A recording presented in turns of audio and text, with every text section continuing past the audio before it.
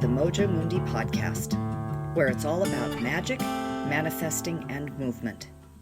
I'm Ginny Watts, the Dancing Witch, and this episode is titled Moving Magic. In other episodes, we've discussed how our thoughts and perceptions affect our experience and what we manifest. We focused on working with our thoughts in order to shift our emotions, our perceptions, and the events and circumstances that come to us. We also recognize that changing our thoughts can be very challenging.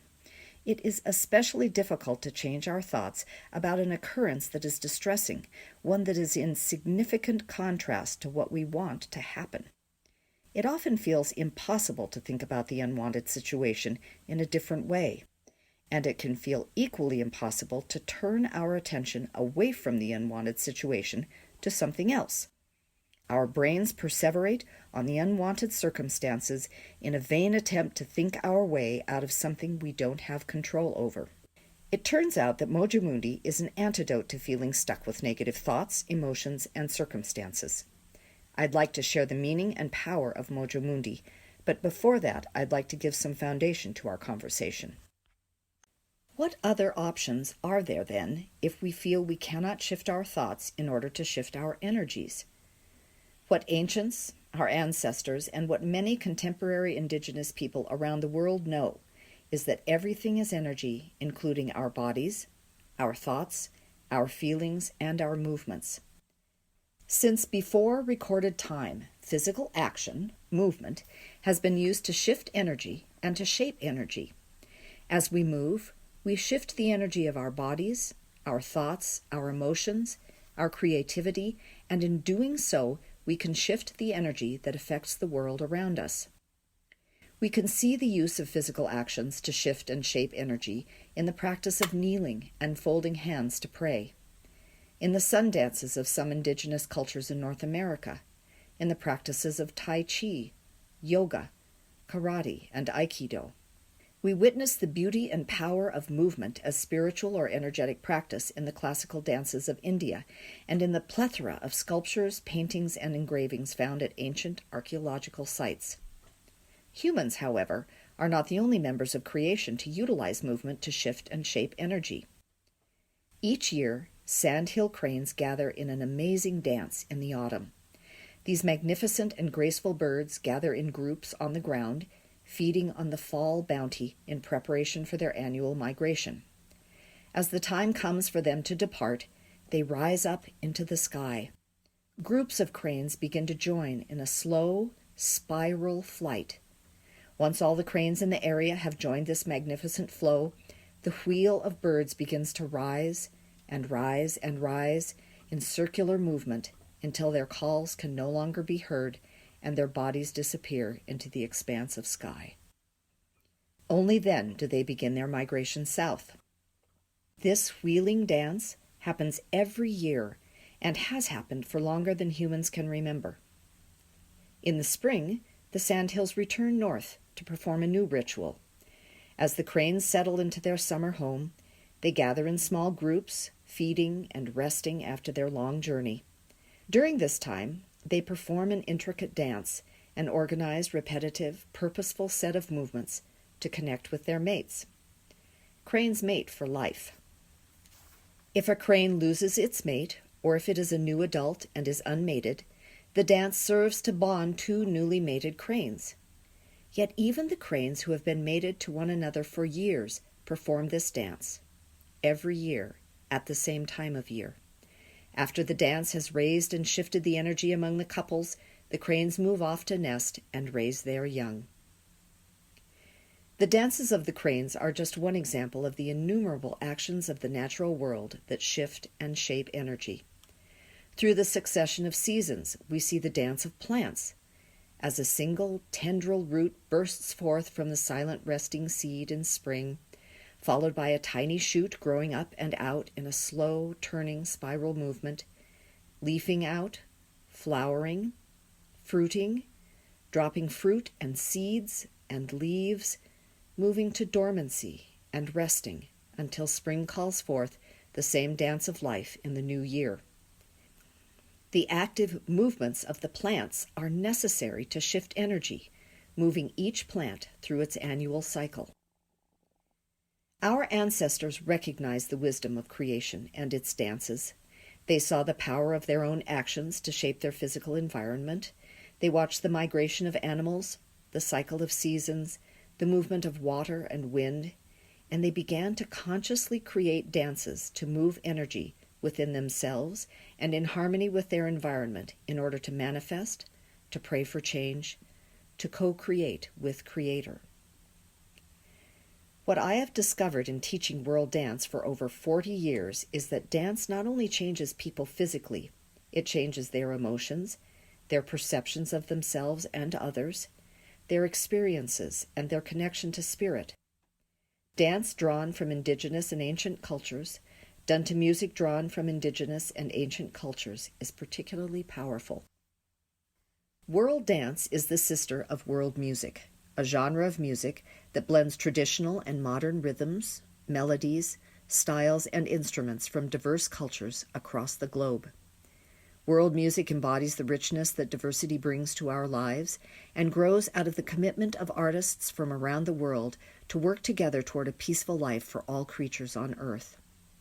World dance combines ideas, movements, and music from many countries into a celebration of the commonalities and unique gifts that exist among various cultures. The underlying message is that we are all family, including those with feathers, fur, scales, bark, leaves, minerals, and we share one great neighborhood called Earth. We can learn to honor deity in ourselves and in others when we can come to a place of harmony with all that exists in our universe. Mojo Mundi is a name I coined for world dance as spiritual practice.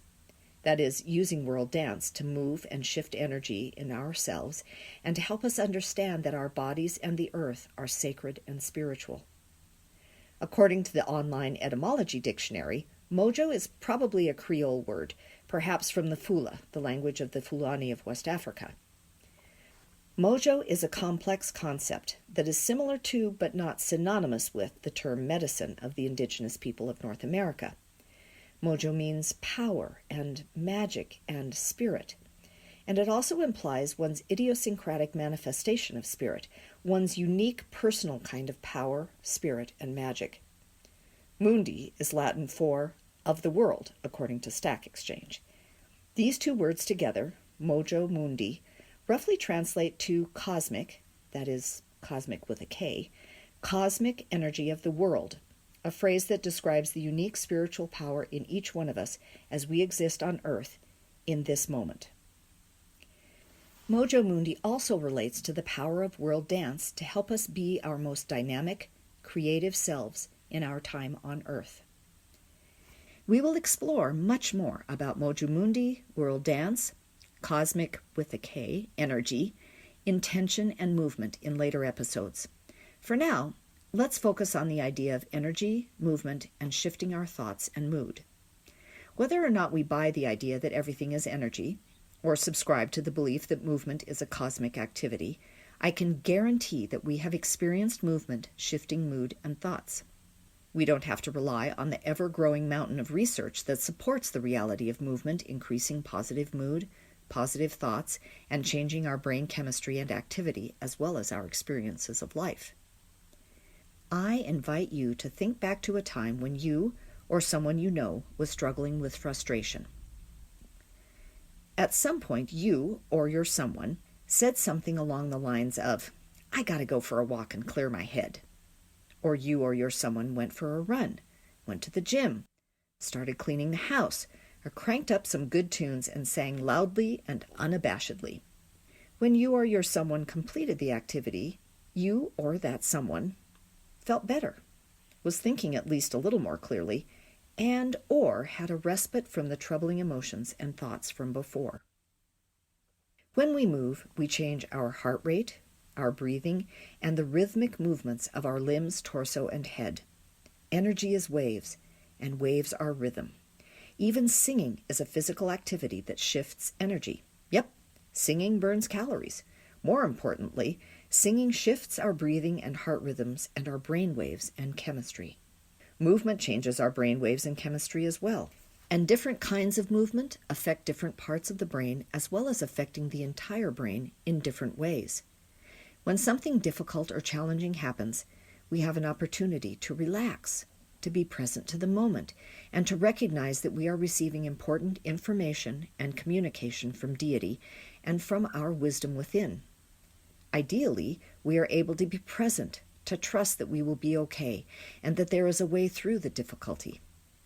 In reality, difficult challenges tend to shake us up, to destabilize us. We focus on the discomfort, the pain, the fear, and turn our attention away from our connection with Allah, Creator, Great Spirit, the Tao, God, Goddess, our higher power. Even when we are able to regain some stability, we still have certain situations that are very difficult for us to allow. We understand that worry or anger or resistance won't change the situation, and yet we don't seem to be able to stop the speeding locomotive of our thoughts and the subsequent tsunami of emotions that arise. Thankfully, we have other options. One option is to move, and movement is a very broad term in this situation. While any kind of movement can shift energy, the qualities of different actions have different outcomes in terms of the effectiveness and direction of the shift. For example, movement that requires more focus and more physical output shifts mood and thought and experience more dynamically. Perhaps more important is the power of mood attached to the movement. Doing something that we really enjoy, that we love, that has powerful positive sensory associations and/or powerful sensory components is the most powerful kind of movement. Let's look at a couple examples of activities that most of us have probably experienced. Gardening. Gardening is a powerful practice for shifting energy. Gardening is physically demanding. It gets us out in the sun, fresh air, and the natural elements. It connects us with soil and water and plants. We are seeing, hearing, smelling, touching, maybe even tasting the environment.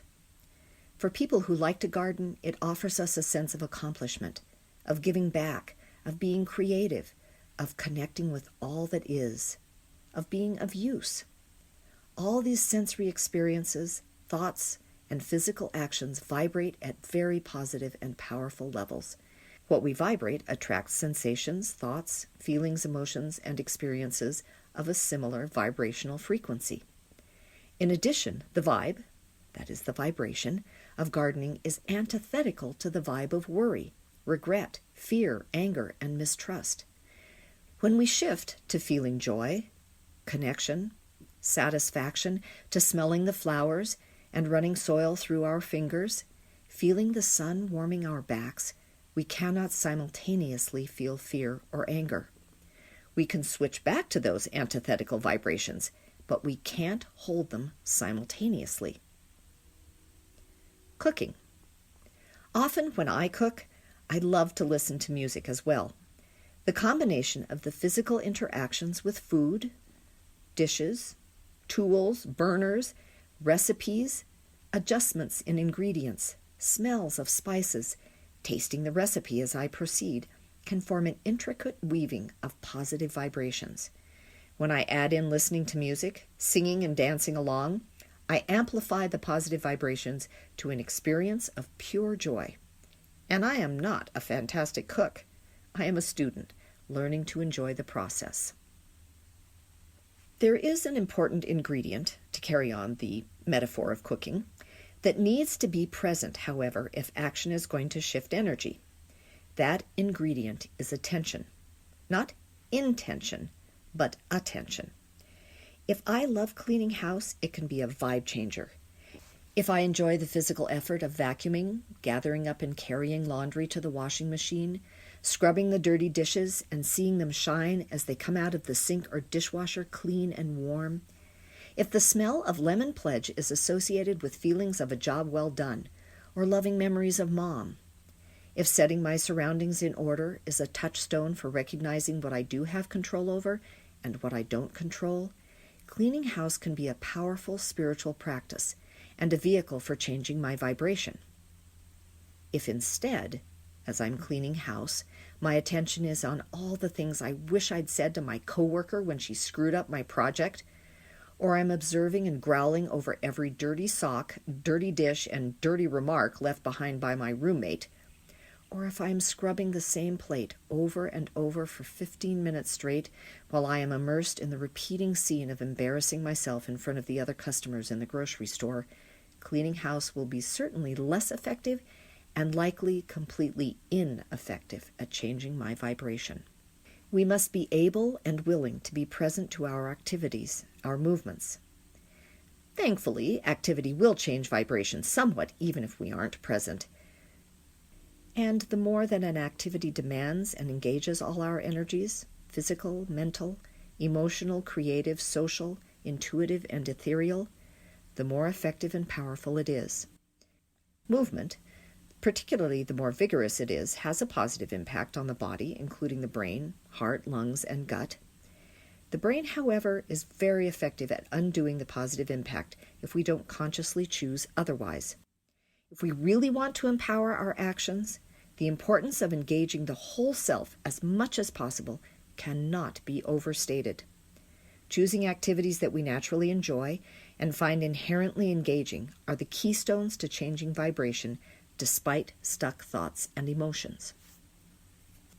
For some of you listening, perhaps even many of you who are listening, you may be finding a "yes, but" arising in your mind. I have a few examples that may address at least some of your uncertainty. You may be thinking, "I tried that with exercise and I felt worse." If I am feeling upset about my life and I feel guilty that I don't exercise regularly, I think I should exercise to feel better. Unfortunately, doing something because we think we should means that the activity already has a number of emotions, thoughts, beliefs, etc. attached to it, which usually don't feel very positive. It doesn't mean that the activity absolutely won't help. It often means, though, that we just don't do it, or that we do it without attention.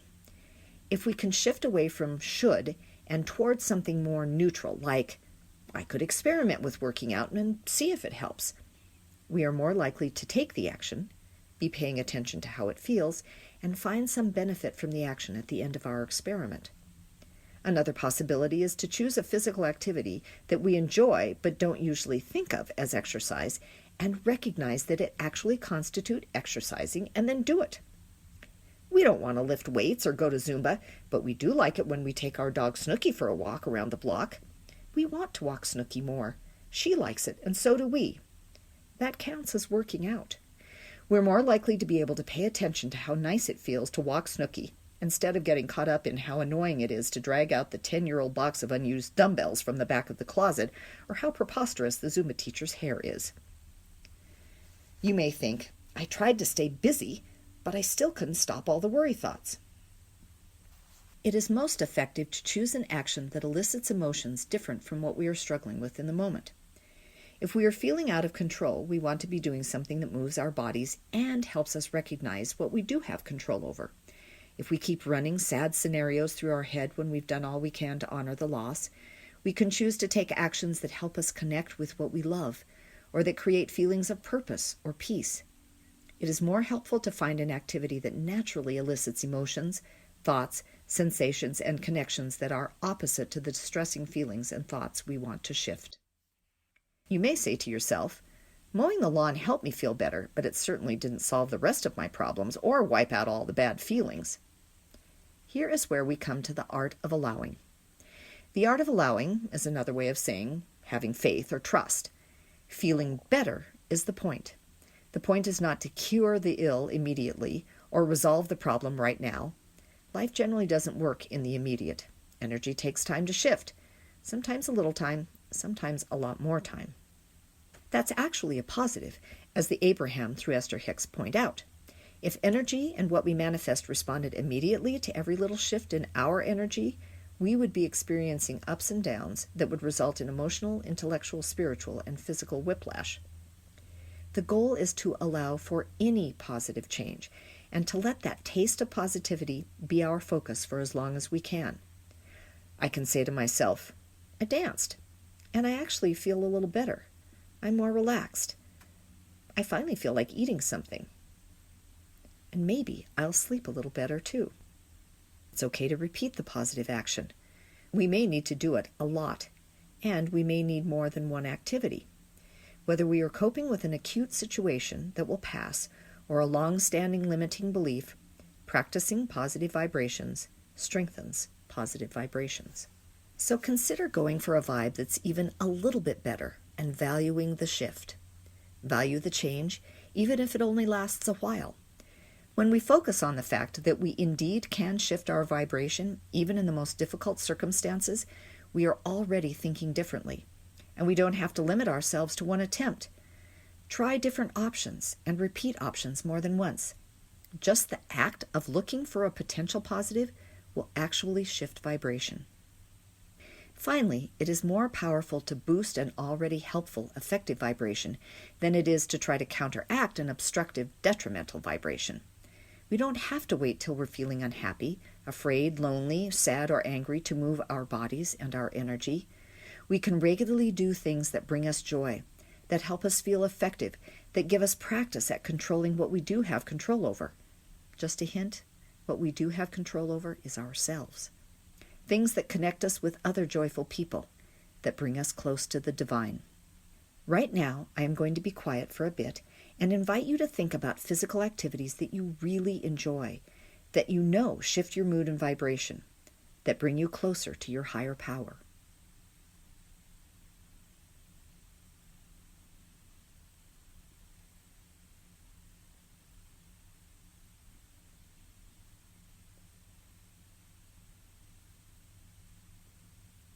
We have the opportunity to find what truly works for us. We get to choose what is most effective for us based on our own knowledge of ourselves, our intuition, our wisdom, and divine guidance. If you would like to explore questions, ideas, or inspirations that arise from listening to this podcast, I hope you will check out my website or reach out to me via email. Our music is used by permission of the artist, Sean Phoenix. Thank you, Sean. And thank you to Bozeman Public Library for the Workbench Sound Studio located in beautiful downtown Bozeman, Montana. If you would like to learn more about allowing and how to find your unique style of manifesting, please visit my website, caravanofdreamsmt.com, or email me at dancingwitchmt@gmail.com. This is Ginny Watts, the Dancing Witch. Till next time, blessed be.